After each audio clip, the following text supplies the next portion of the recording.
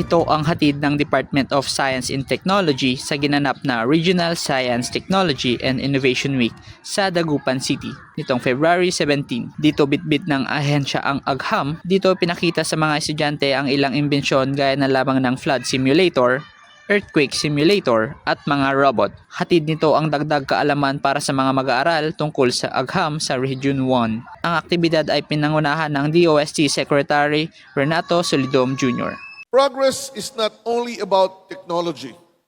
It is about every Filipino whose life is improved by science and innovation. A gathering that highlights the transformative power of science, technology, and innovation in building smart and sustainable communities.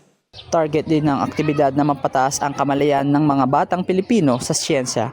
To achieve the matatag, maginhawa, at panatag na kinabukasan that we long for by working intelligently and collaboratively and by using science, technology, and innovation in our every effort. Tema ng pagdiriwang siyensya, teknolohiya at inobasyon, kabalikat sa matatag, maginhawa at panatag na kinabukasan. Kurt Aquino, RNG News.